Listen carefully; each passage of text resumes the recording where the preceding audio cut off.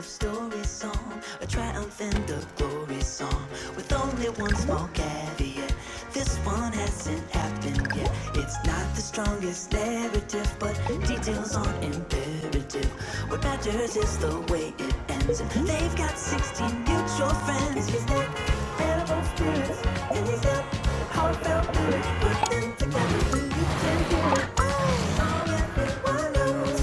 Now everyone seems unaware that these two are a destined pair. But I checked out their astral chart. This one is a work of art. He's got animal spirits, and he's got heartfelt lyrics. Oh, yes, so he goes. Oh, oh, oh, and when the rising action rises, there is only one thing left, and that's the climax.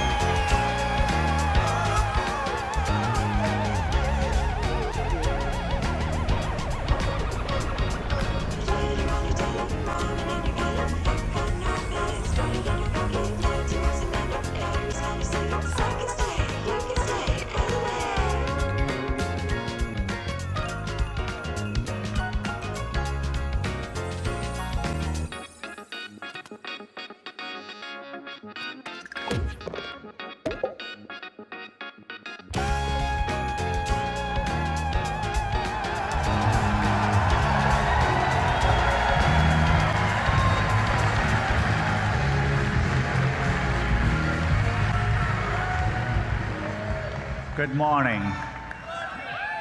Good morning. Welcome to Google I/O. It's a beautiful day, I think warmer than last year. Hope you're all enjoying it. Thank you for joining us. I think we have over 7,000 people here today, as well as many, many people. We are live streaming this to many locations around the world. So thank you all for joining us today. We have a lot to cover. But before we get started, I had one important business which I wanted to get over with.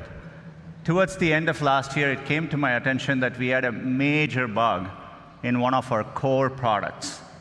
It turns out we got the cheese wrong in our burger emoji. Anyway, we went hard to work. I never knew so many people cared about where the cheese is. We fixed it. The irony of the whole thing is I'm a vegetarian in the first place.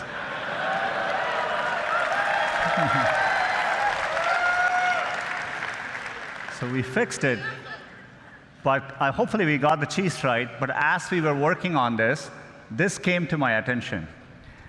I don't even want to tell you the explanation the team gave me as to why the foam is floating above the beer. But we restored the natural laws of physics.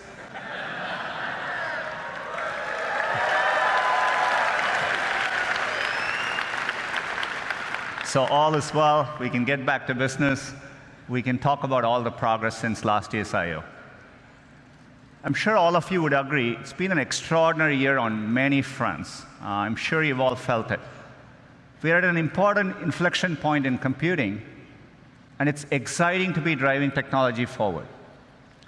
And it's made us even more reflective about our responsibilities. Expectations for technology vary greatly depending on where you are in the world or what opportunities are available to you. For someone like me who grew up without a phone, I can distinctly remember how gaining access to technology can make a difference in your lives. And we see this in the work we do around the world. You see it when someone gets access to a smartphone for the first time. And you can feel it in the huge demand for digital skills we see. That's why we've been so focused on bringing digital skills to communities around the world. So far, we have trained over 25 million people, and we expect that number to rise over 60 million in the next 5 years. It's clear technology can be a positive force, but it's equally clear that we just can't be wide-eyed about the innovations technology creates. There are very real and important questions being raised about the impact of these advances and the role they'll play in our lives. So we know the path ahead needs to be navigated carefully and deliberately, and we feel a deep sense of responsibility to get this right. That's the spirit with which we are approaching our core mission to make information more useful, accessible, and beneficial to society. I've always felt that we were fortunate as a company to have a timeless mission that feels as relevant today as when we started. And we are excited about how we can approach our mission with renewed vigor thanks to the progress we see in AI. AI is enabling this for us to do this in new ways, solving problems for our users around the world. Last year at Google I/O, we announced Google AI. It's a collection of our teams and efforts to bring the benefits of AI to everyone. And we want this to work globally, so we are opening AI centers around the world. AI is going to impact many, many fields. And I want to give you a couple of examples today. Healthcare is one of the most important fields AI is going to transform. Last year, we announced our work on diabetic retinopathy, which is a leading cause of blindness, and we use deep learning to help doctors diagnose it earlier. And we've been running field trials since then at Aravind and Sankara hospitals in India, and the field trials are going really well. We are bringing expert diagnosis to places where trained doctors are scarce. It turned out, using the same retinal scans, there were things which humans quite didn't know to look for, but our AI systems offered more insights. Your same eye scan turns out holds information with which we can predict the 5-year risk of you having an adverse cardiovascular event, heart attack or strokes. So to me, the interesting thing is that more than what doctors could find in these eye scans, the machine learning systems offered newer insights. This could be the basis for a new non-invasive way to detect cardiovascular risk. And we are working. We just published the research, and we are going to be working to bring this to field trials with our partners. Another area where AI can help is to actually help doctors predict medical events. Turns out doctors have a lot of difficult decisions to make, and for them, getting advance notice, say 24 to 48 hours before a patient is likely to get very sick, has a tremendous difference in the outcome. And so we've put our machine learning systems to work. We've been working with our partners using de-identified medical records. And it turns out if you go and analyze over 100,000 data points per patient, more than any single doctor could analyze, we can actually quantitatively predict the chance of readmission 24 to 48 hours before, earlier than traditional methods. It gives doctors more time to act. We are publishing our paper on this later today, and we are looking forward to partnering with hospitals and medical institutions. Another area where AI can help is accessibility. We can make day-to-day use cases much easier for people. Let's take a common use case.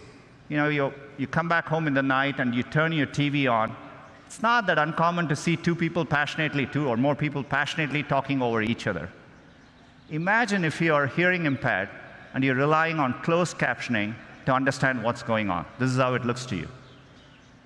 On a Danny Ainge level, but he's above a Colangelo level. In other words, he understands enough to...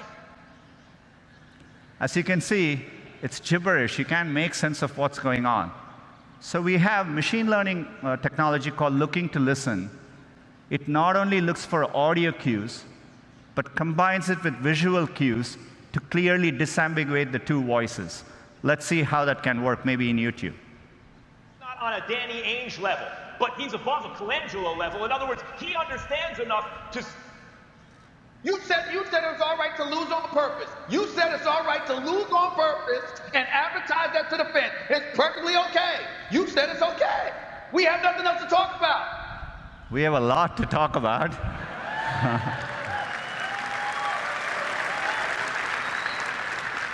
But you can see how we can put technology to work to make an important day-to-day use case profoundly better.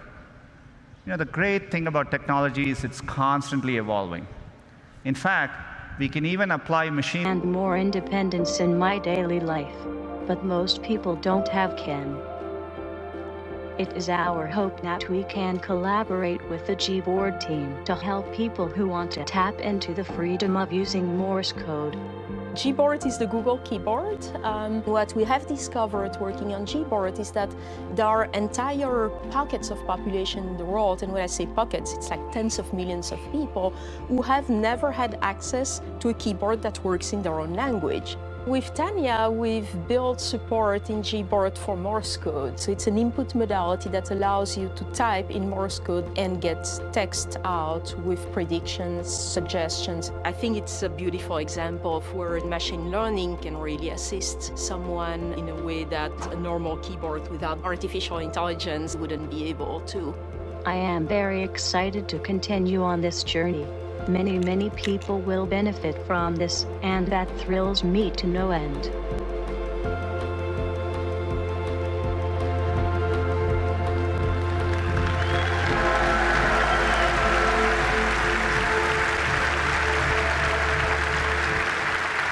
It's a very inspiring story. We are very excited to have Tanya and Ken join us today at Google.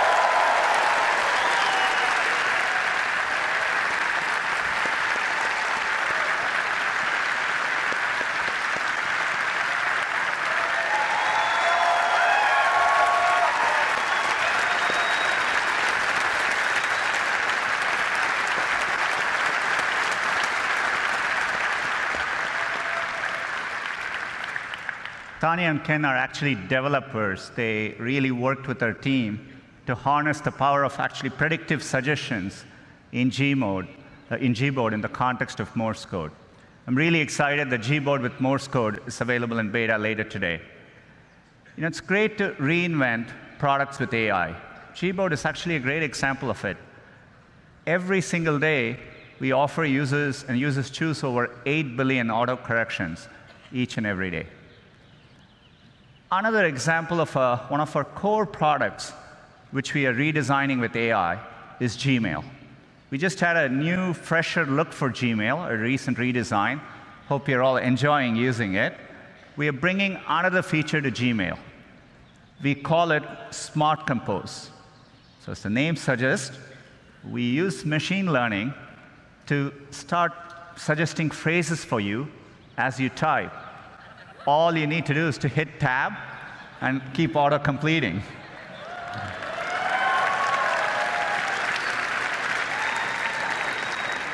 In this case, it understands the subject is Taco Tuesday. It suggests chips, salsa, guacamole.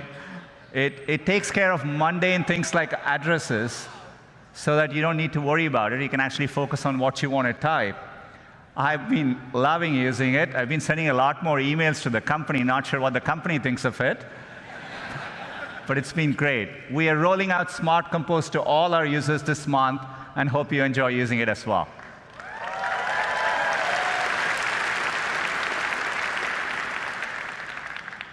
Another product, which we built from the ground up using AI, is Google Photos.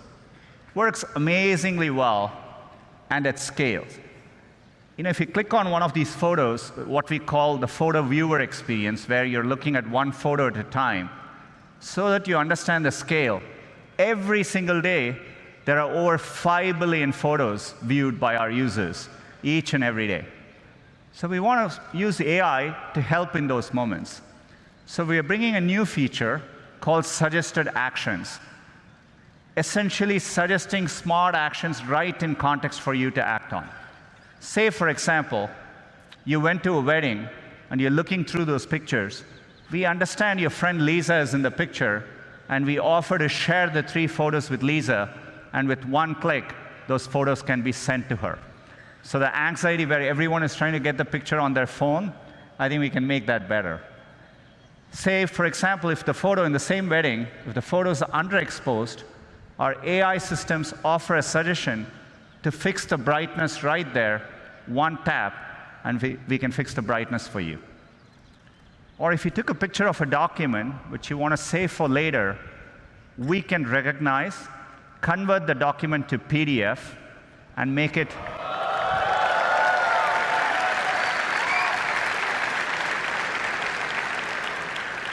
much easier for you to use later. We want to make all these simple cases delightful. By the way, AI can also deliver unexpected moments.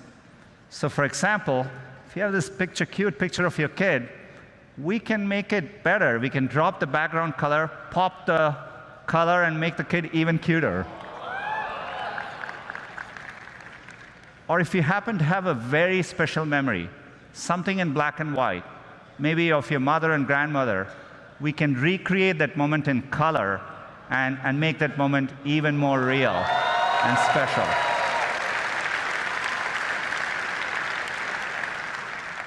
All these features are going to be rolling out to Google Photos users in the next couple of months. The reason we are able to do this is because for a while, we've been investing in the scale of our computational architecture.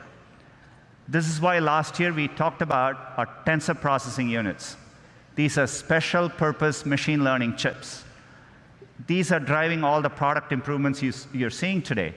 And we've made it available to our cloud customers. Since the last year, we've been hard at work. And today, I'm excited to announce our next generation TPU 3.0. These chips are so powerful that for the first time, we've had to introduce liquid cooling in our data centers. And we put these chips in the form of giant pods. Each of these pods is now 8x more powerful than last year. It's well over 100 petaflops. And this is what allows us to develop better models, larger models, more accurate models, and helps us tackle even bigger problems. And one of the biggest problems we are tackling with AI is the Google Assistant. Our vision for the perfect assistant is that it's naturally conversational, it's there when you need it, so that you can get things done in the real world. And we are working to make it even better. We want the assistant to be something that's natural and comfortable to talk to. And to do that, we need to start with the foundation of the Google Assistant, the voice. Today, that's how most users interact with the assistant. Our current voice is codenamed Holly. She was a real person. She spent months in our studio, and then we stitched those recordings together to create voice. But 18 months ago, we announced a breakthrough from our DeepMind team called WaveNet. Unlike the current systems, WaveNet actually models the underlying raw audio to create a more natural voice. It's closer to how humans speak. The pitch, the pace, even all the pauses that convey meaning. We want to get all of that right. So we've worked hard with WaveNet, and we are adding, as of today, 6 new voices to the Google Assistant. Let's have them say hello. Good morning, everyone. I'm your Google Assistant. Welcome to Shoreline Amphitheater. We hope you'll enjoy Google I/O. Back to you, Sundar.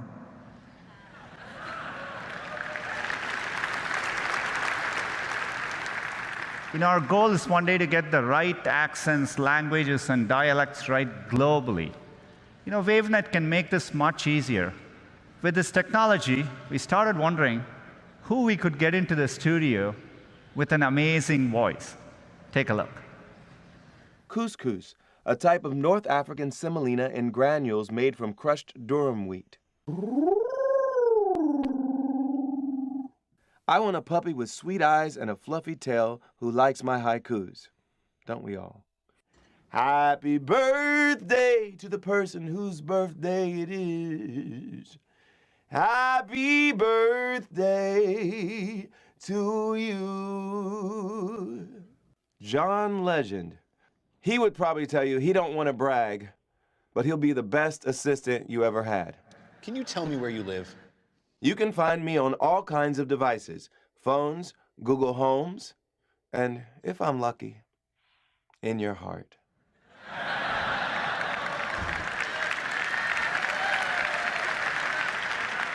That's right. John Legend's voice is coming to the assistant. Clearly, he didn't spend all the time in the studio answering every possible question that you could ask. But WaveNet allowed us to shorten the studio time, and the model can actually capture the richness of his voice.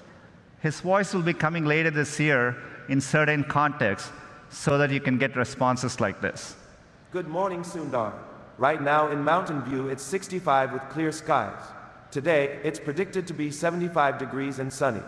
At 10 a.m., you have an event called Google I/O Keynote. Then, at 1 p.m., you have margaritas. Have a wonderful day. I'm looking forward to 1 p.m. So John's voice is coming later this year. I'm really excited we can drive advances like this with AI. We are doing a lot more with the Google Assistant. And to talk to you a little bit more about it, let me invite Scott onto the stage. Hey Google, call Maddie. Okay, dialing now. Hey Google, book a table for 4. Sounds good. Hey Google, call my brother. Hey Google, call my brother. Text Carol. Can you text Carol for me too? Hey Google, who just texted me? Yo, Google. Kevin, that was great, but we haven't made Yo Google work yet, so you have to say hey. Hey Google. Hey Google. Play some Sia. Hey Google, play the next episode. Play The Crown on Netflix. All Channing Tatum movies. Okay. Yo, Google. That was great. Can we just get one where you say, hey Google? Hey Google, find my phone. Finding now. Whoa. Hey Google. Hey Google. Hey Google! Yo, Google, lock the front door. Okay, let's just go with Yo Google then. I'm sure the engineers would love to update everything. Yo. Hi, what can I do for you?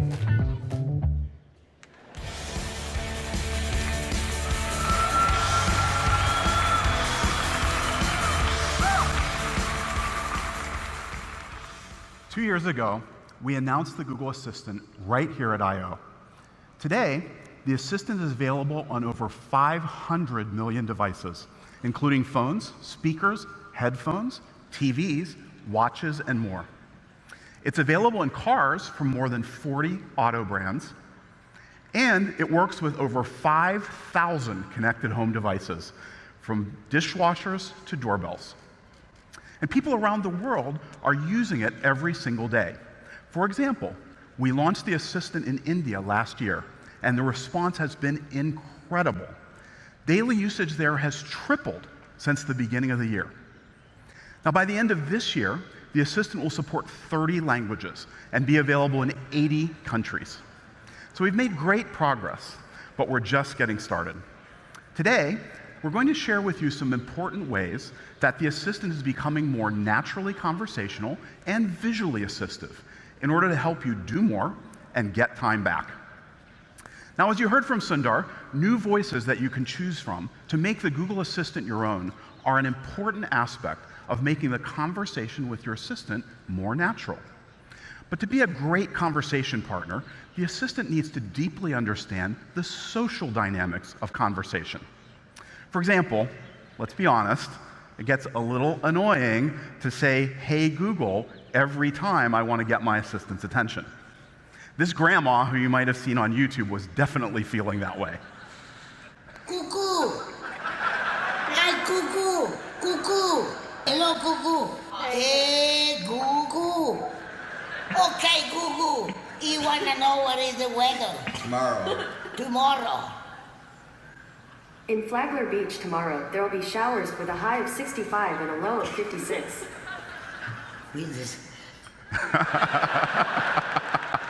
Well, the assistant eventually worked for her, but it shouldn't be so hard. Now you won't have to say, hey Google, every time. Check this out. Hey Google, did the Warriors win? Yes, the Warriors won 118-92 last Sunday against the Pelicans. Nice. When's their next game? The Warriors' next game is today at 7:30 p.m., where they will be playing the Pelicans. Great. It's going to be fun to watch tonight. Hey, remind me to find my Kevin Durant jersey when I get home. Sure, I'll remind you when you get home. Now notice that I was able to have a natural back and forth conversation with my assistant without having to repeat hey Google for every follow-up request. Even more helpful, my assistant could understand when I was talking to it versus when I was talking to all of you. We call this continued conversation, and it's been a top feature request. You'll be able to turn it on in the coming weeks. Yeah. All right. So let's say it's almost game time. Hey, Google, turn on the Warriors game and start the popcorn maker. Sure, here's the Golden State Warriors game on YouTube TV and turning the popcorn maker on. Oh, and can you dim the lights in the family room and in the kitchen? Sure, dimming the lights in the family room and in the kitchen. Now you'll notice that in both of these examples, I asked for multiple things at once. Something that feels really natural for us, but it's very difficult for computers to understand. It's something we call multiple actions, and we're rolling out this capability in the Assistant now. Now you might think, come on, it's easy. Just look for the and. But it's not always so straightforward. In this example, even though it has the word and, it's not two requests. It's actually just one. But here, even though it looks very similar, the Assistant has to break it apart to form the two requests. In linguistics, it's called coordination reduction. Now, multiple actions can get way more complicated. So just for fun, hey, Google, who was the governor of California when Kevin Durant was drafted, and what team drafted him? Arnold Schwarzenegger was the governor in 2007. Kevin Durant was drafted by the Seattle Supersonics. All right, just in case you were wondering. All right. So, next, we've also been working on improving the conversation with the Google Assistant for families. Last fall, we launched our family experience for the Google Assistant. It provides family-friendly games, activities, and stories. We've continued to grow our library, and families have listened to over 130,000 hours of children's stories in the last 2 months alone. Now, as we continue to improve the experience for families, a concern that we've heard from many parents, including people on the team who have children, is, are kids learning to be bossy and demanding when they can just say, hey, Google, to ask for anything they need? It's not a simple area, but one step that we've been working on is something we call Pretty Please. Some of the parents on the team have been testing it out with their families. Take a look. Hey Google, talk to Voicetron. Daddy, you forgot to say please. Okay, Google, please tell me a story. Thanks for saying please. Play freeze dance, please. What a nice way to ask me. Tell me a story, please. Thanks for asking so nicely. Once upon a time, there was a wacky walrus. Please help me with my homework. Please. Please. You're very polite. I know. So the Assistant understands and responds to positive conversation with polite reinforcement. Now, we've been consulting with families and child development experts, and we plan to offer Pretty Please as an option for families later this year. So, with new voices for your Assistant, continued conversation, multiple actions, and Pretty Please, AI is helping us make big strides so everyone can have a more natural conversation with their Assistant. And now I'd like to introduce Lillian, who's going to share some exciting things that we're doing, bringing voice and visual assistants together.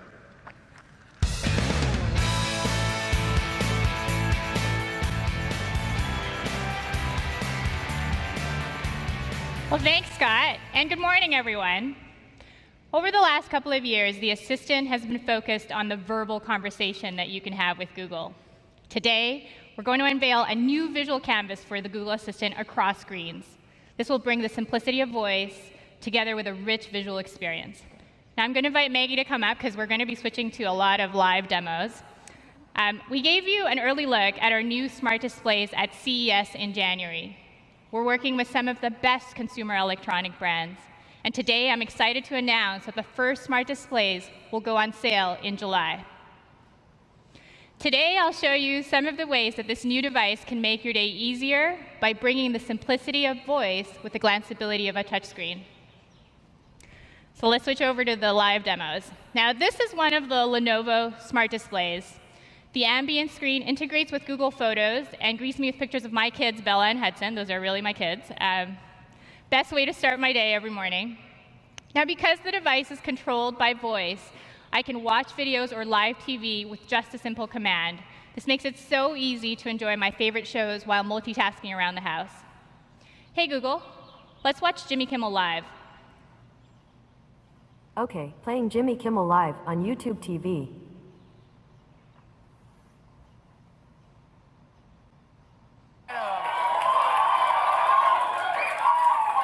I had a funny thing happen. Here's something from my life. I was driving my daughter to school this morning. So that's right. On YouTube TV, you will be able to watch all of these amazing shows from local news, live sports, and much more, and they will be available on smart displays. Now, of course, you can also enjoy all the normal content from YouTube, including how-to videos, music, and original shows like the brand new series Cobra Kai, which we started binge watching this week because it's so good. Now, cooking is another instance where the blend of voice and visuals is incredibly useful. Nick and I are always looking for simple, family-friendly recipes. Hey Google, show me recipes for pizza bombs. Sure, here are some recipes. So we can choose the first one from Tasty. That one looks good. You see all the recipe details come right up, and we can just tap to start cooking. Sure, here's Tasty. So seeing a video demonstration along with the spoken instructions is a total game changer for cooking, especially when you have your hands full. Thanks, Maggie.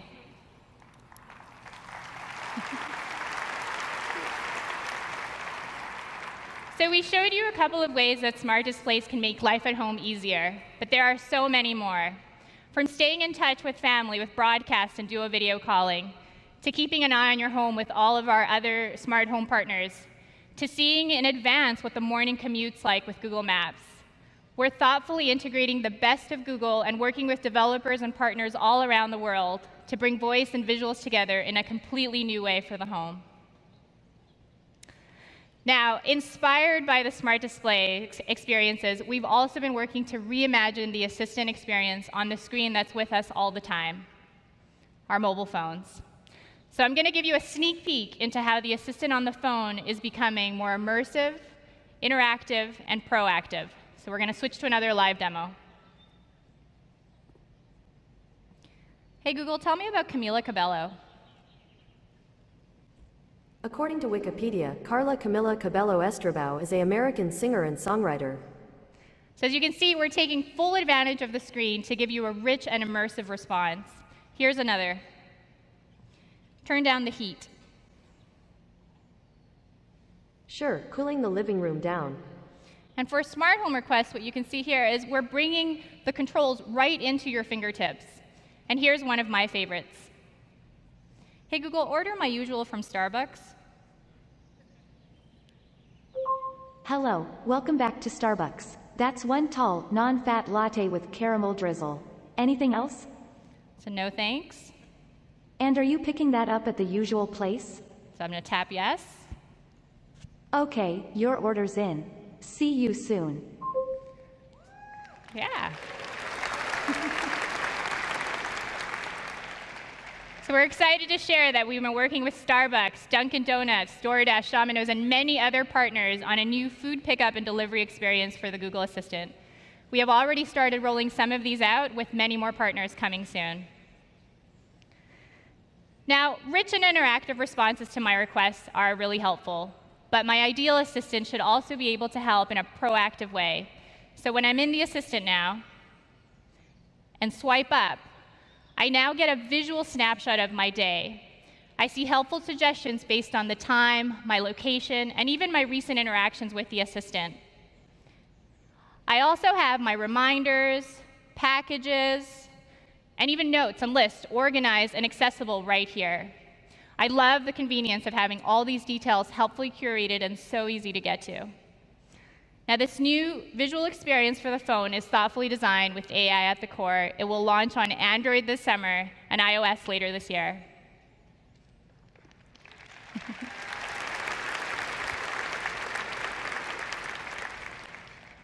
Now, sometimes the assistant can actually be more helpful by having a lower visual profile.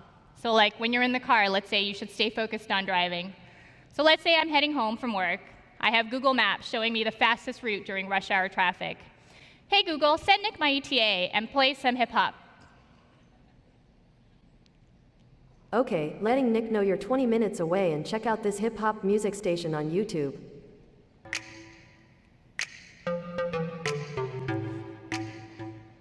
So it's so convenient to share my ETA with my husband with just a simple voice command. I'm excited to share that the Assistant will come to navigation in Google Maps this summer.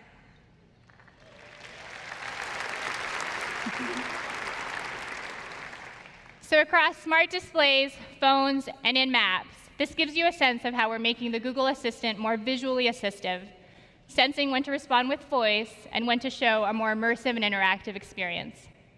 And with that, I'll turn it back to Sundar. Thank you.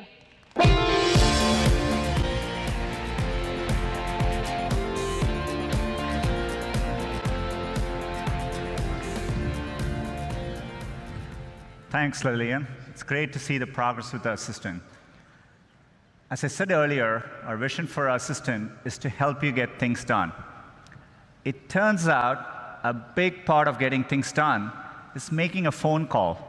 You may want to get an oil change schedule, maybe call a plumber in the middle of the week, or even schedule a haircut appointment.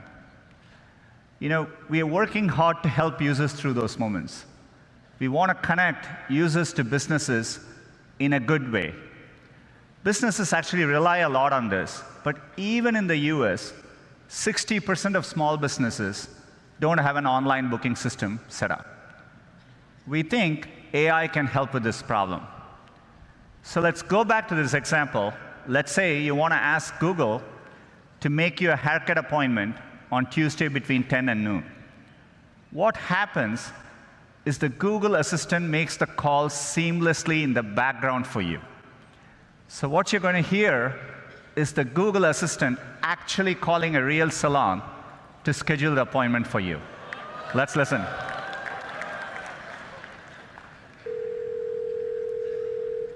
How can I help you? Hi, I'm calling to book a women's haircut for a client. I'm looking for something on May 3rd.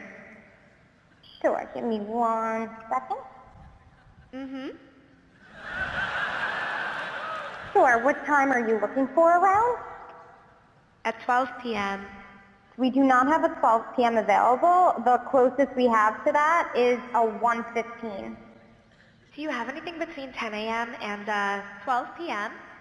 Depending on what service she would like. What service is she looking for?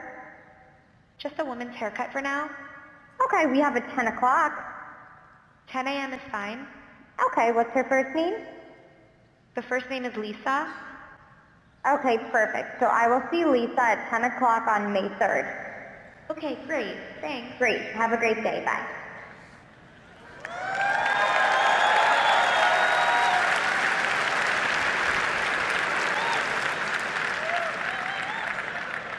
That was a real call you just heard. The amazing thing is the Assistant can actually understand the nuances of conversation. We've been working on this technology for many years. It's called Google Duplex. It brings together all our investments over the years in natural language understanding, deep learning, text-to-speech. By the way, when we are done, the Assistant can give you a confirmation notification saying your appointment has been taken care of. Let me give you another example. Let's say you want to call a restaurant, but maybe it's a small restaurant which is not easily available to book online. The call actually goes a bit differently than expected. So take a listen.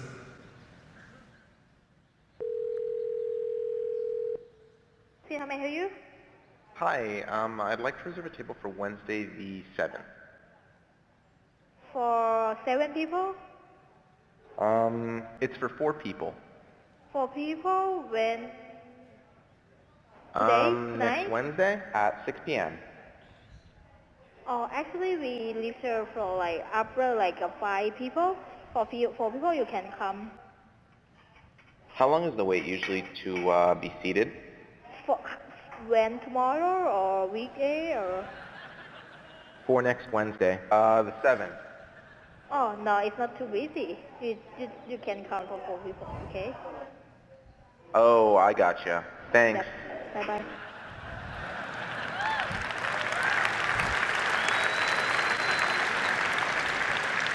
Again, that was a real call. We have many of these examples where the calls quite don't go as expected, but the Assistant understands the context, the nuance.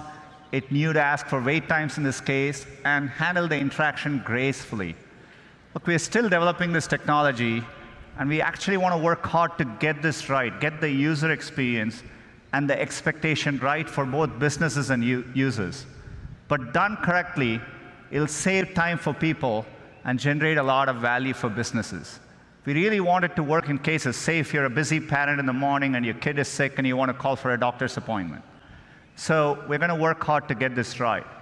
There is a more straightforward case where we can roll this out sooner, where, for example, every single day we get a lot of queries into Google where people are wondering on the opening and closing hours of businesses.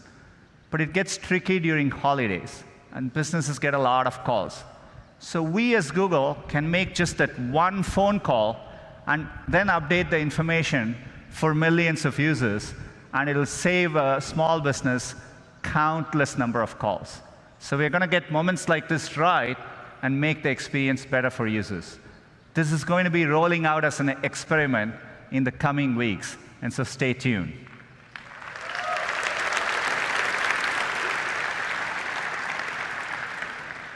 A common theme across all this is we are working hard to give users back time.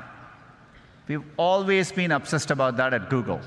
Search is obsessed about getting users to answers quickly and giving them what they want. Which brings me to another area, digital well-being. Based on our research, we know that people feel tethered to their devices. I'm sure it resonates with all of you.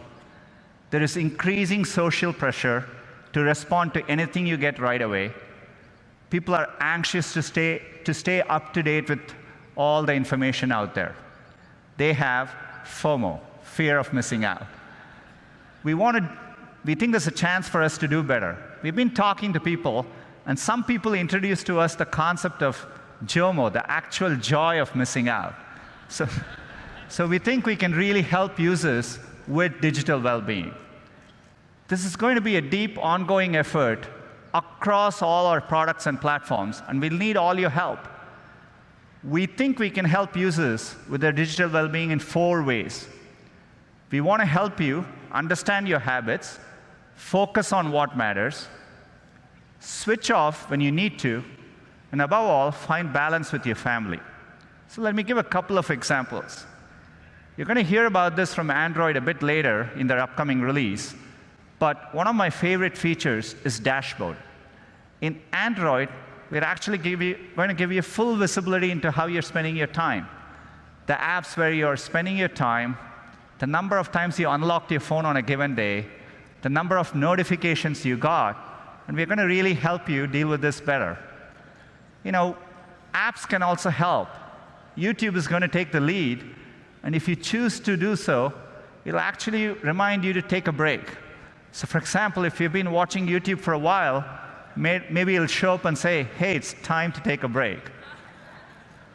YouTube is also going to work to combine, if users want to, combine all their notifications in the form of a daily digest, so that if you have 4 notifications, it comes to you once during the day. YouTube is going to roll out all these features this week.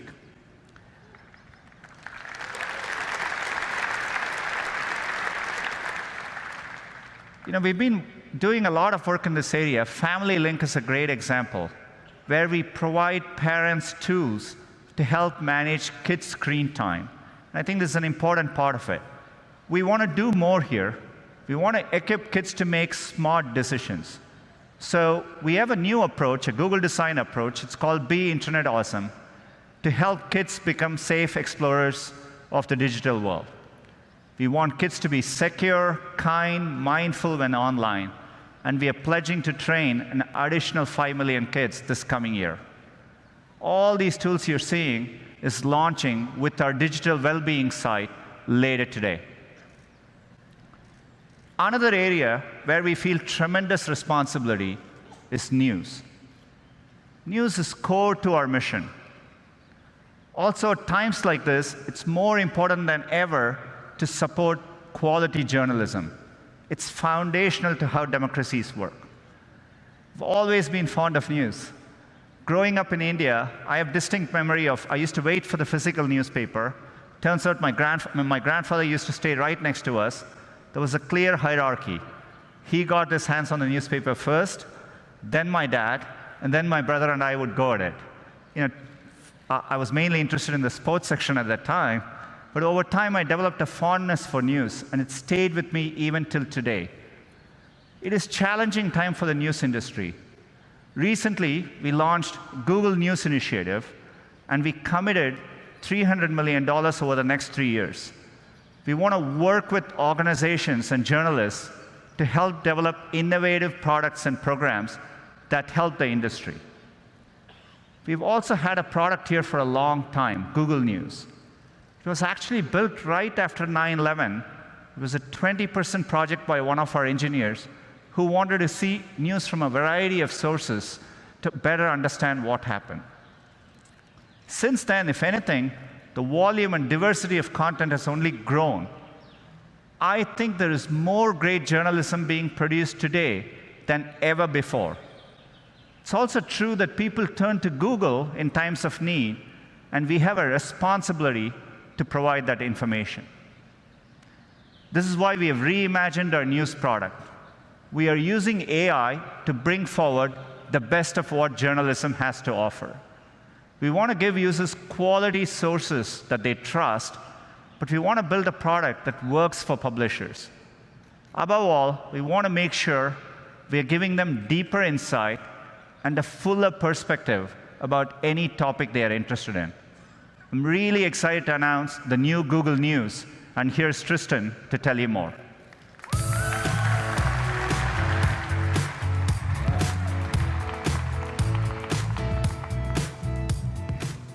Thank you, Sundar. With the new Google News, we set out to help you do 3 things. First, keep up with the news you care about. Second, understand the full story. And finally, enjoy and support the sources you love.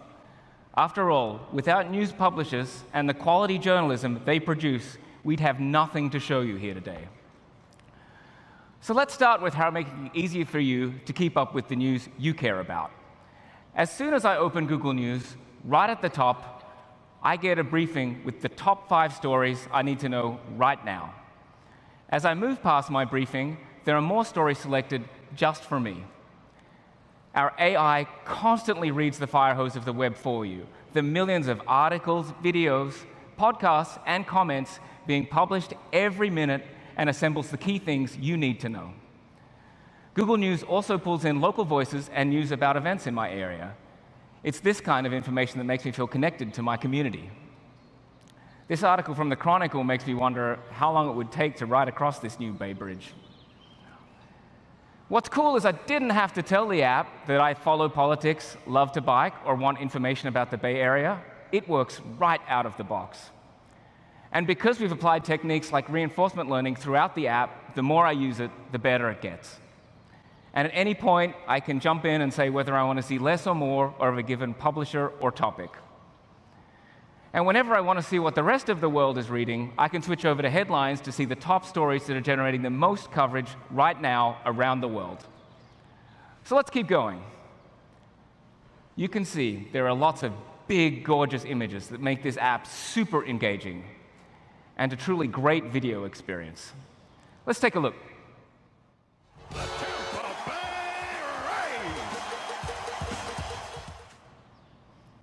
This brings you all the latest videos from YouTube and around the web. All of our design choices focus on keeping the app light, easy, fast, and fun.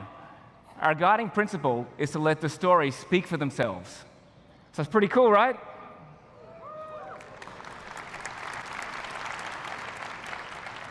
What we're seeing here throughout the app is the new Google Material theme.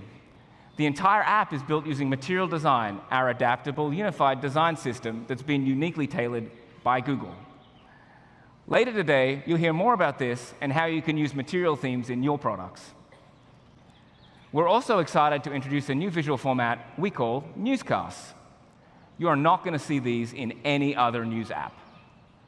Newscasts are kind of like a preview of the story, and they make it easier for you to get a feel for what's going on. Check out this one on the Star Wars movie. Here we're using the latest developments in natural language understanding to bring together everything, from the Solo movie trailer to news articles to quotes, and from the cast and more in a fresh presentation that looks absolutely great on your phone. Newscasts give me an easy way to get the basics and decide where I want to dive in more deeply. And sometimes I even discover things I never would have found out otherwise. For the stories I care about most, or the ones that are really complex, I want to be able to jump in and see many different perspectives.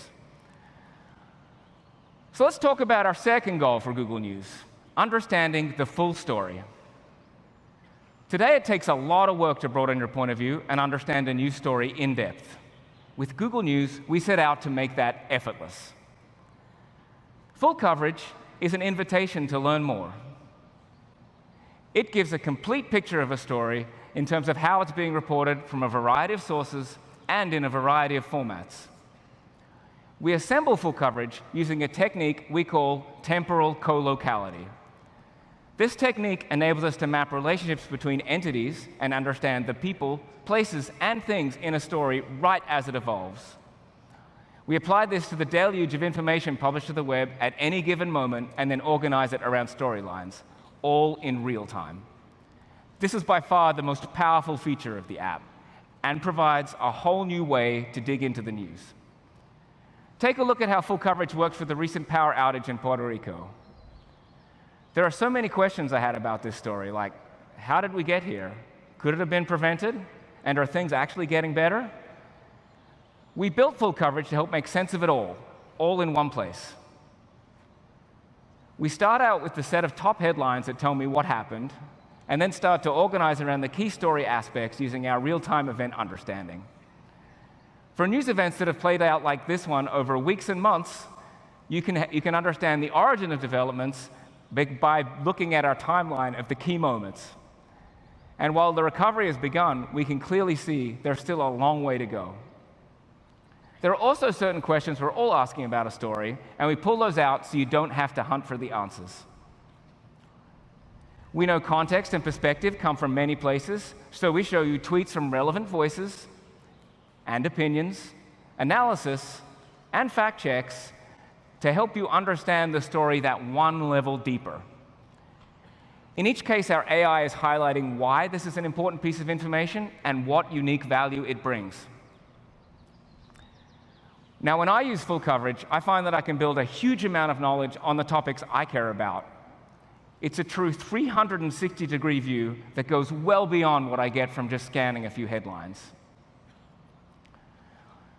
On top of this, our research shows that having a productive conversation or debate requires everyone to have access to the same information, which is why everyone sees the same content in full coverage for a topic.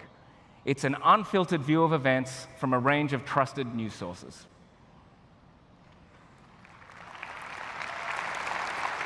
Thank you. So I got to say, I love these new features. And these are just a few of the things we think make the new Google News so exciting. But as we mentioned before, none of this would exist without the great journalism newsrooms produce every day. Which brings us to our final goal, helping you enjoy and support the news sources you love. We've put publishers front and center throughout the app.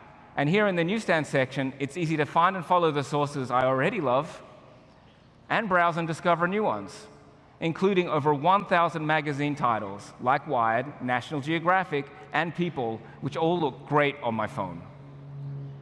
I can follow publications like USA Today by directly tapping the star icon.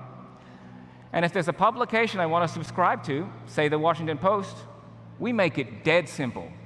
No more forms, credit card numbers, or new passwords. Because you're signed in with your Google account, you're set. When you subscribe to a publisher, we think you should have easy access to your content everywhere. And this is why we developed Subscribe with Google. Subscribe with Google enables you to use your Google account to access your paid content everywhere, across all platforms and devices, on Google Search, Google News, and publishers' own sites. We built this in collaboration with over 60 publishers around the world, and it will be rolling out in the coming weeks.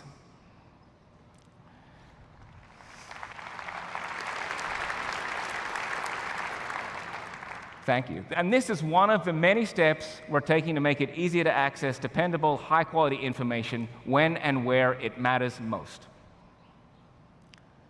So that's the new Google News. It helps you keep up with the news you care about with your briefing and newscasts, understand the full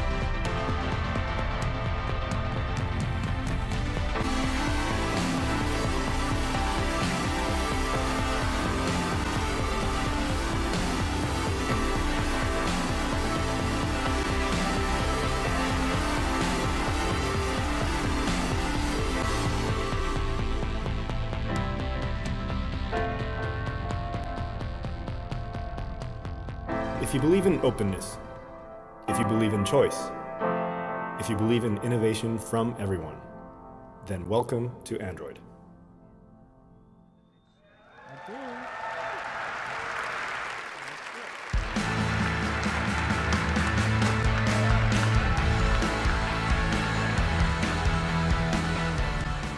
Hi everyone, it's great to be here at Google I/O 2018.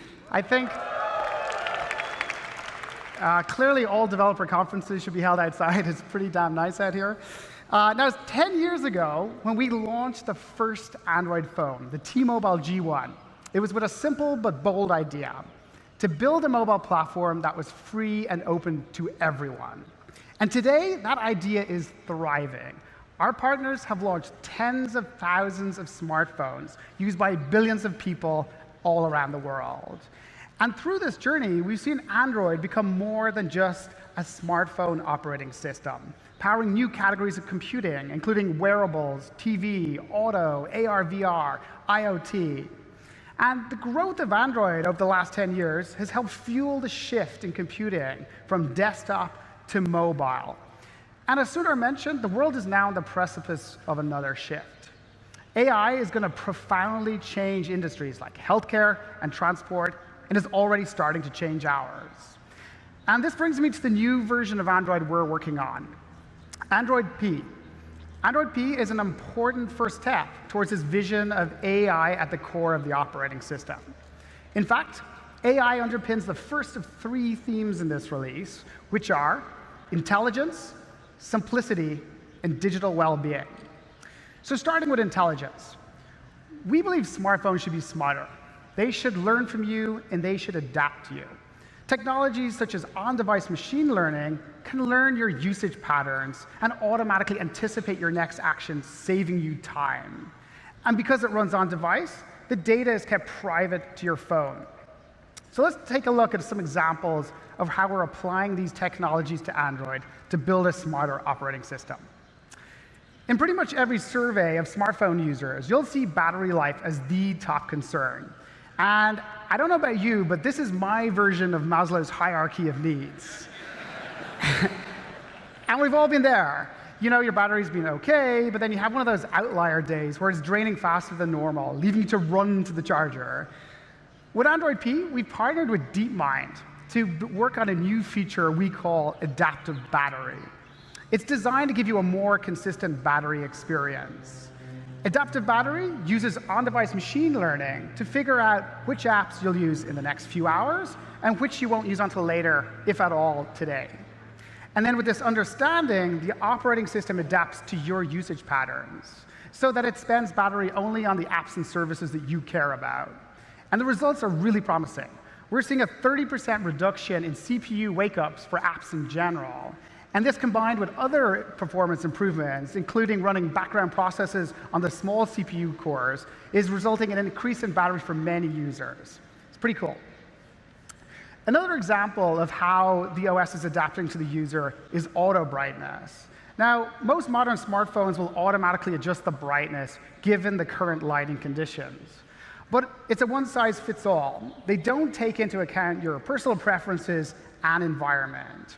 So often what happens is you then need to manually adjust the brightness slider, resulting in the screen later becoming too bright or too dim. With Android P, we're introducing a new on-device machine learning feature we call adaptive brightness. Adaptive brightness learns how you like to set the brightness slider, given the ambient lighting, and then does it for you in a power-efficient way. So you'll literally see the brightness slider move as the phone adapts to your preferences.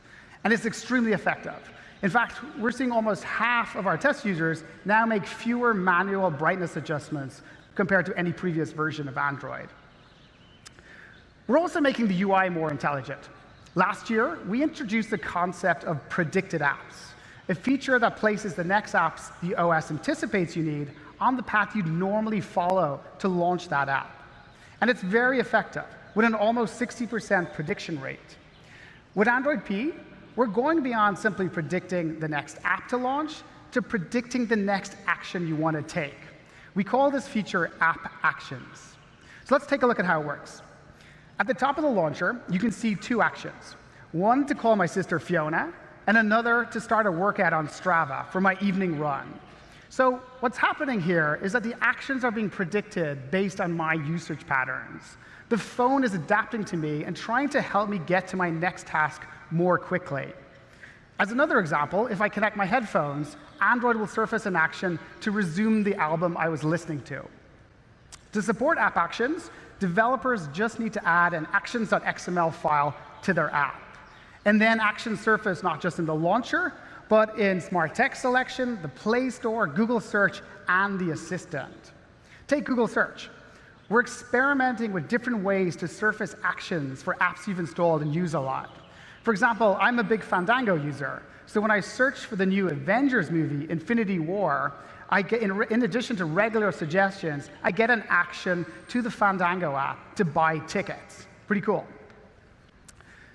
Actions are a simple but powerful idea for providing deep links into the app given your context. But even more powerful is bringing part of the app UI to the user right there and then. We call this feature Slices.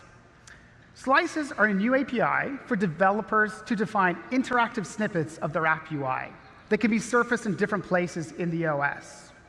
In Android P, we're laying the groundwork by showing slices first in search. So let's take a look.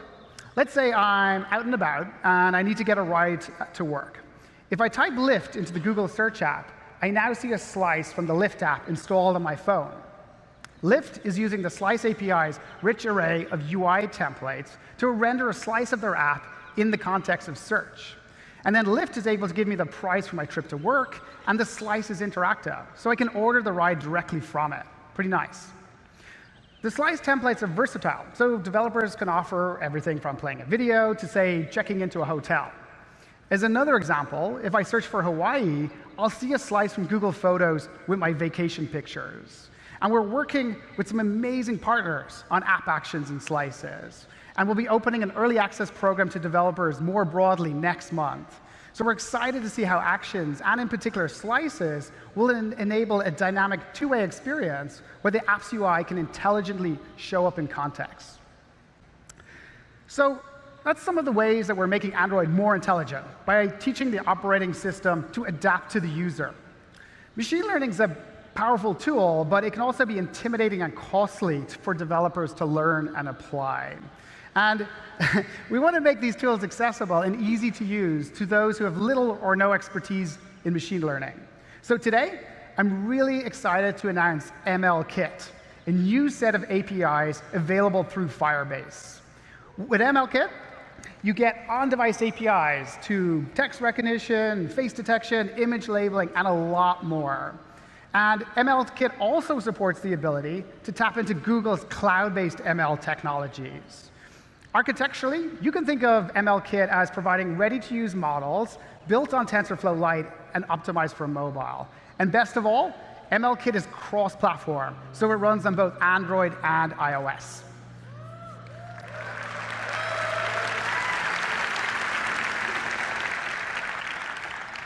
We're working with an early set of partners on MLKit and with some really great results.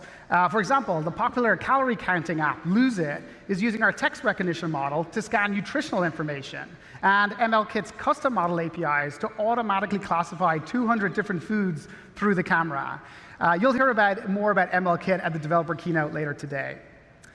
So we're excited about making your smartphone more intelligent, but it's also important to us that the technology fades to the back.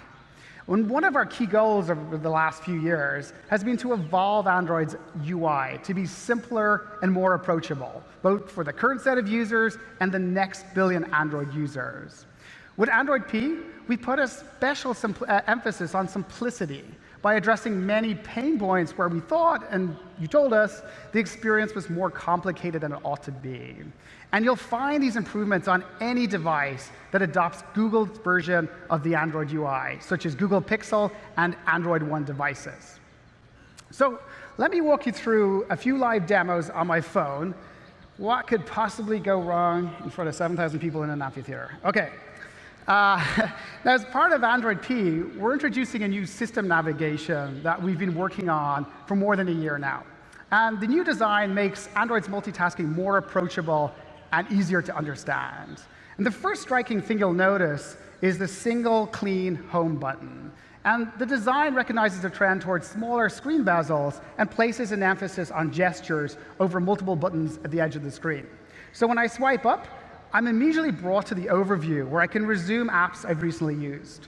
I also get 5 predicted apps at the bottom of the screen to save me time.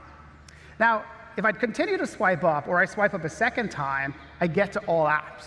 So architecturally, what we've done is combine the all apps and overview spaces into one. And the swipe up gesture works from anywhere, no matter what app I'm in, so that I can quickly get back to all apps and overview without losing the context I'm in. And if you prefer, you can also use the quick scrub gesture by sliding the home button sideways to scroll through your recent set of apps, like so.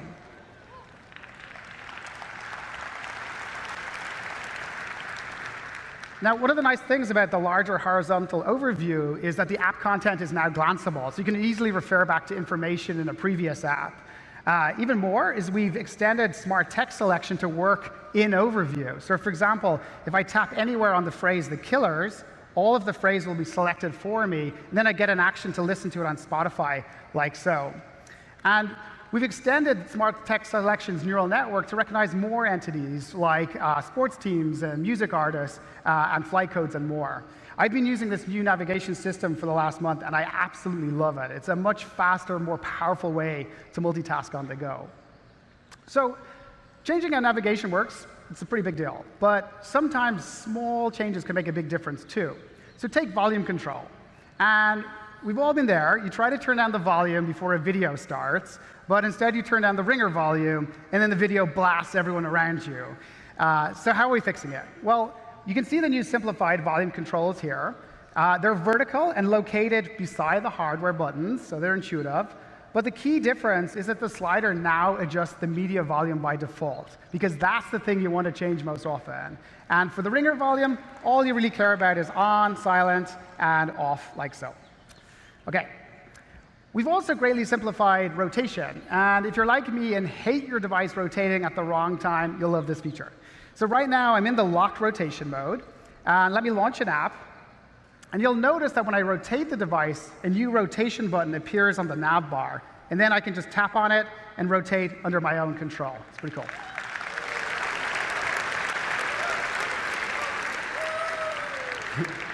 All right, so that's a quick tour of some of the ways that we've simplified the user experience in Android P. And there's lots more. Everything from a redesigned work profile to better screenshots to improved notifications management and more. Speaking of notifications management, we want to give you more control over demands on your attention. And this highlights a concept that Sundar alluded to earlier, making it easier to move between your digital life and your real life. To learn more about this important area and our third theme, let me hand over to Samir. Thanks.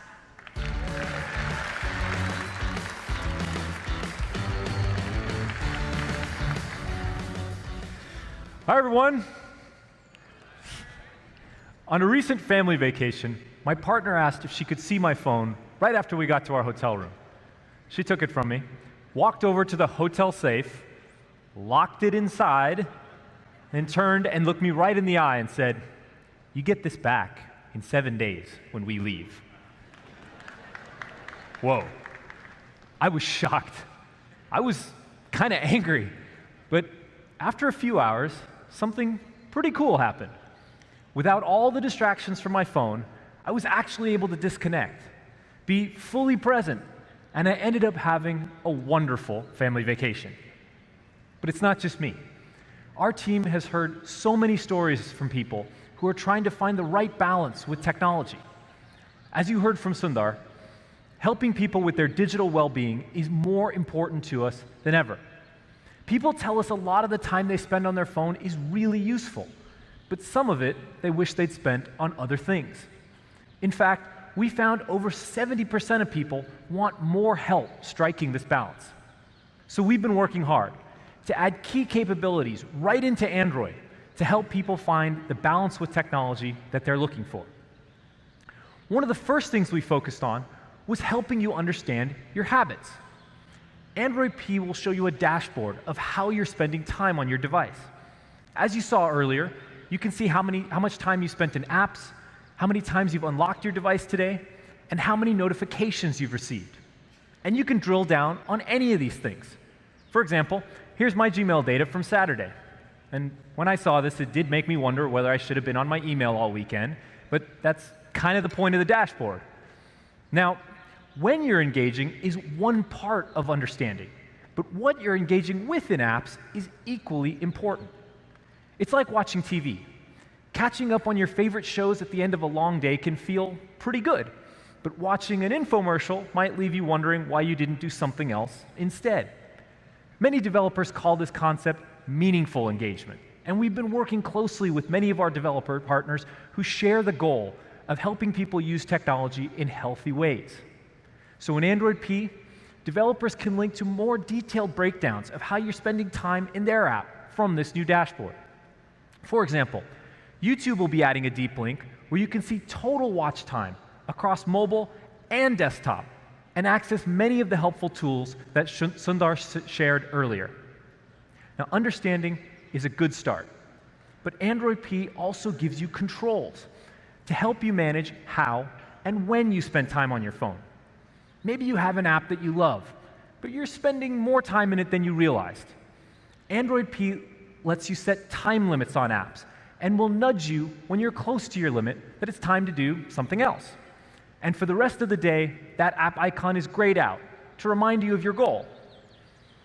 People have also told us they struggle to be fully present for the dinner that they're at or the meeting that they're attending because the notifications they get on their device can be distracting and too tempting to resist. And come on, we've all been there.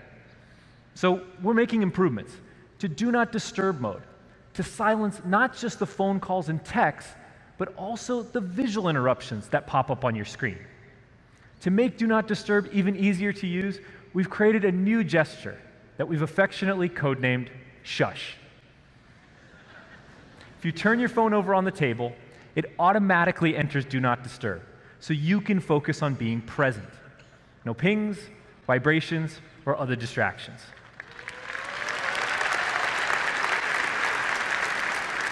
Of course, in an emergency, we all want to make sure we're still reachable by the key people in our lives, like your partner or your child's school. Android P will help you set up a list of contacts that can always get through to you with a phone call, even if Do Not Disturb is turned on. Finally, we heard from people that they often check their phone right before going to bed. And before you know it, an hour or two has slipped by.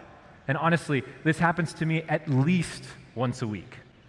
Getting a good night's sleep is critical, and technology should help you with this, not prevent it from happening. So we created wind down mode. You can tell the Google Assistant what time you aim to go to bed, and when that time arrives, it will switch on Do Not Disturb and fade the screen to grayscale, which is far less stimulating for the brain and can help you set the phone down. It's such a simple idea, but I found it's amazing how quickly I put my phone away when all my apps go back to the days before color TV.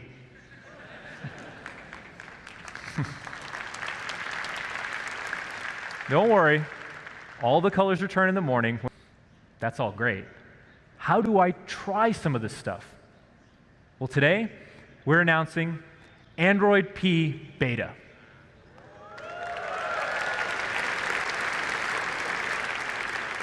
And with efforts in Android Oreo to make OS upgrades easier, Android P Beta is available on Google Pixel and 7 more manufacturer flagship devices today. You can head over to this link to find out how to receive the beta on your device, and please do let us know what you think. Okay, that's a wrap on what's new in Android, and now I'd like to introduce Jen to talk about Maps. Thank you.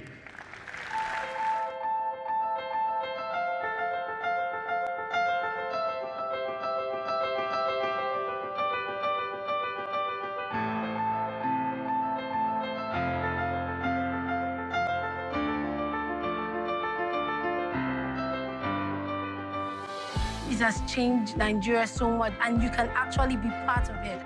Being able to be armed with the knowledge of where you're going, that you're going to be able to get there like anybody else can. 2 consecutive earthquakes hit Mexico City, and Google Map held a response to emergency crises like this. The hurricane had turned Houston into islands, and the roads were changing constantly.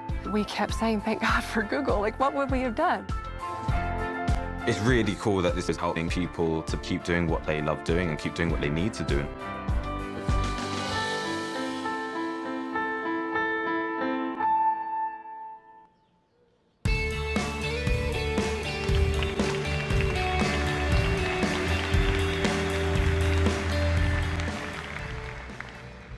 Building technology to help people in the real world every day has been core to who we are and what we focused on at Google from the very start.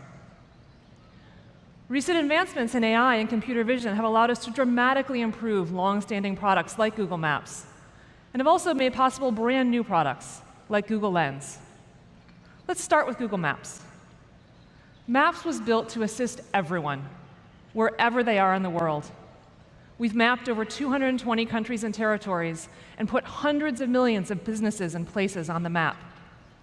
And in doing so, we've given more than 1 billion people the ability to travel the world with the confidence that they won't get lost along the way. But we're far from done. We've been making maps smarter and more detailed as advancements in AI have accelerated. We're now able to automatically add new addresses, businesses, and buildings that we extract from Street View and satellite imagery directly to the map. This is critical in rural areas, in places without formal addresses, and in fast-changing cities like Lagos here, where we've literally changed the face of the map in the last few years. Hello, Nigeria. We can also tell you if the business you're time is, and even how long people usually spend there. We can tell you before you leave whether parking is going to be easy or difficult.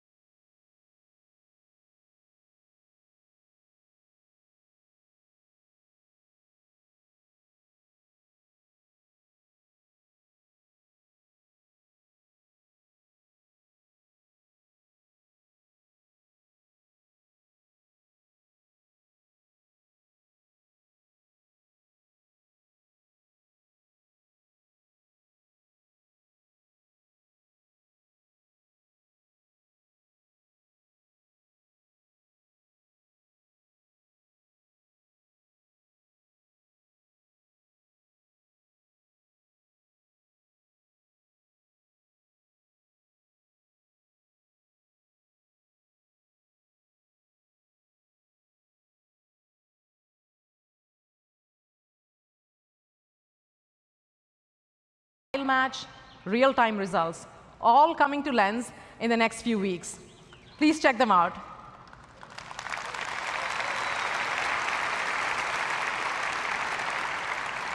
So those are some examples of how Google is applying AI in camera to get things done in the world around you. When it comes to applying AI, mapping, and computer vision to solving problems in the real world, well, it doesn't get more real than self-driving cars. So to tell you all about it, please join me in welcoming the CEO of Waymo, John Krafchick. Thank you.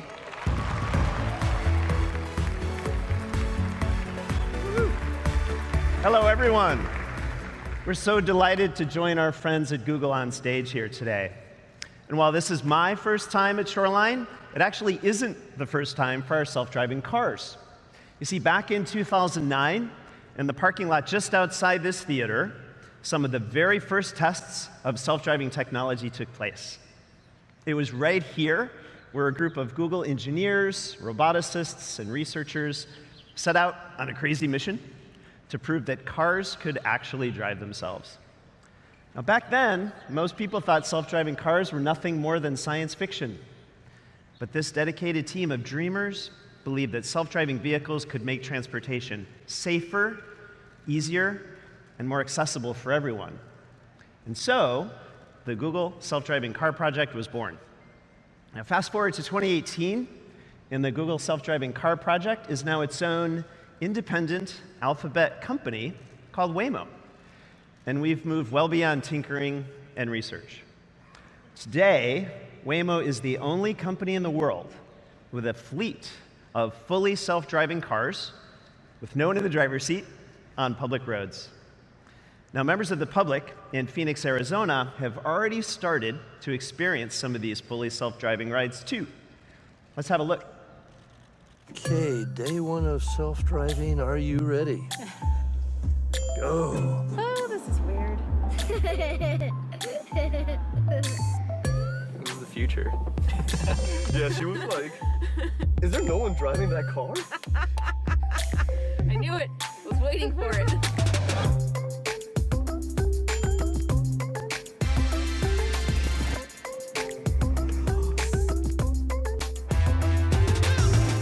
Never know that there wasn't someone driving his car. Yo, car! Selfie. Thank you, car. Yeah, thank you, car. It's pretty cool. All of these people are part of what we call the Waymo Early Rider Program, where members of the public use our self-driving cars in their daily lives. Over the last year, I've had a chance to talk to some of these early riders, and their stories are actually pretty inspiring. One of our early riders, Neha, witnessed a tragic accident when she was just a young teen, which scared her into never getting her driver's license. But now she takes a Waymo to work every day. And there's Jim and Barbara, who no longer have to worry about losing their ability to get around as they grow older. Then there's the Jackson family. Waymo helps them all navigate their jam-packed schedules, taking Kyla and Joseph to and from school, practices, and meetups with friends. So it's not about science fiction. When we talk about building self-driving technology, these are the people we're building it for. In 2018, self-driving cars are already transforming the way they live and move. So Phoenix will be the first stop for Waymo's driverless transportation service, which is launching later this year. Soon, everyone will be able to call Waymo using our app, and a fully self-driving car will pull up with no one in the driver's seat to whisk them away to their destination. And that's just the beginning. Because at Waymo, we're not just building a better car. We're building a better driver. And that driver can be used in all kinds of applications. Ride-hailing, logistics, personal cars, connecting people to public transportation. And we see our technology as an enabler for all of these different industries. And we intend to partner with lots of different companies to make this self-driving future a reality for everyone. Now, we can enable this future because of the breakthroughs and investments we've made in AI. Now, back in those early days, Google was perhaps the only company in the world investing in both AI and self-driving technology at the same time.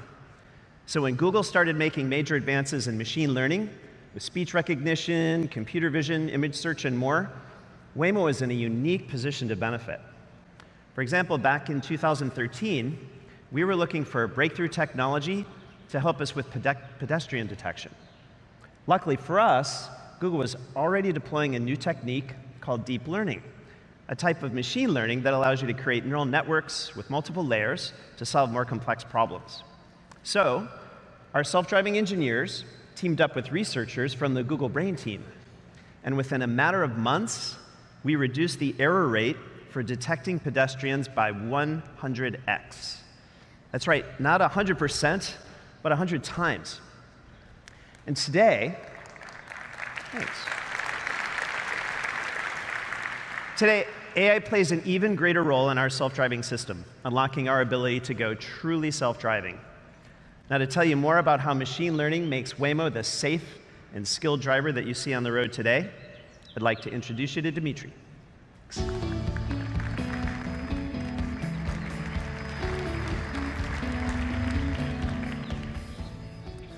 Good morning, everyone. It's great to be here. Now, at Waymo, AI touches every part of our system, from perception to prediction to decision-making to mapping and so much more. Now, to be a capable and safe driver, our cars need a deep semantic understanding of the world around them. Our vehicles need to understand and classify objects, interpret their movements, reason about intent, and predict what they will do in the future. They need to understand how each object interacts with everything else. And finally, our cars need to use all of that information to act in a safe and predictable manner. So needless to say, there's a lot that goes into building a self-driving car. And today, I want to tell you about two areas where AI has made a huge impact: perception and prediction. So first, perception. Detecting and classifying objects is a key part of driving. And pedestrians in particular pose a unique challenge because they come in all kinds of shapes, postures, and sizes. So for example, here's a construction worker picking out of a manhole with most of his body obscured. Here's a pedestrian crossing the street, concealed by a plank of wood. And here, we have pedestrians who are dressed in inflatable dinosaur costumes. And now, we haven't taught our cars about the Jurassic period, but can still classify them correctly. We can detect and classify these pedestrians because we apply deep nets to a combination of sensor data. Traditionally, in computer vision, neural networks are used just on camera images and video. But our cars have a lot more than just cameras. We also have lasers to measure distance and shapes of objects, and radars to measure their speed. And by applying machine learning to this combination of sensor data, we can accurately detect pedestrians in all forms in real time. A second area where machine learning has been incredibly powerful for Waymo is predicting how people will behave on the road. Now, sometimes people do exactly what you expect them to, and sometimes they don't. Take this example of a car running a red light.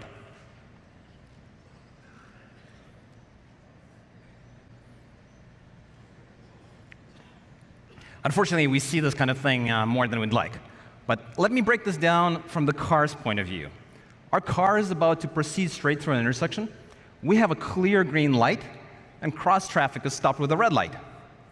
But just as we enter the intersection, all the way in the right corner, we see a vehicle coming fast. Our models understand that this is unusual behavior for a vehicle that should be decelerating. We predict the car will run the red light. So we preemptively slow down, which you can see here with this red fence, and this gives the red light runner room to pass in front of us while it barely avoids hitting another vehicle. And we can detect this kind of anomaly because we've trained our ML models using lots of examples. Today, our fleet has self-driven more than 6 million miles on public roads, which means we've seen hundreds of millions of real-world interactions. To put that in perspective, we drive more miles each day than the average American drives in a year. Now, it takes more than good algorithms to build a self-driving car. We also need really powerful infrastructure. And at Waymo, we use the TensorFlow ecosystem and Google's data centers, including TPUs, to train our neural networks. And with TPUs, we can now train our nets up to 15 times more efficiently. We also use this powerful infrastructure to validate our models in simulation. And in this virtual world, we're driving the equivalent of 25,000 cars all day, every day. All told, we've driven more than 5 billion miles in simulation. And with this kind of scale, both in training and validation of our models, we can quickly and efficiently teach our cars new skills. And one skill we started to tackle is self-driving in difficult weather, such as snow, as you see here. And today, for the first time, I want to show you a behind-the-scenes look at what it's like for our cars to self-drive in snow. This is what our car sees before we apply any filtering. Driving in a snowstorm can be tough because snowflakes can create a lot of noise for our sensors. But when we apply machine learning to this data, this is what our car sees. We can clearly identify each of these vehicles, even through all of the sensor noise. And the quicker we can unlock these types of advanced capabilities, the quicker we can bring our self-driving cars to more cities around the world, and to a city near you. And we can't wait to make our self-driving cars available to more people, moving us closer to a future where roads are safer, easier, and more accessible for everyone. Thanks, everyone.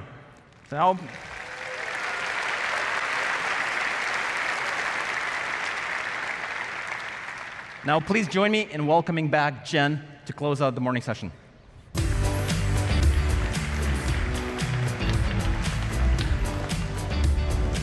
Thanks, Dimitri. It's a great reminder of how AI can play a role in helping people in new ways all the time. I started at Google as an engineering intern almost 19 years ago.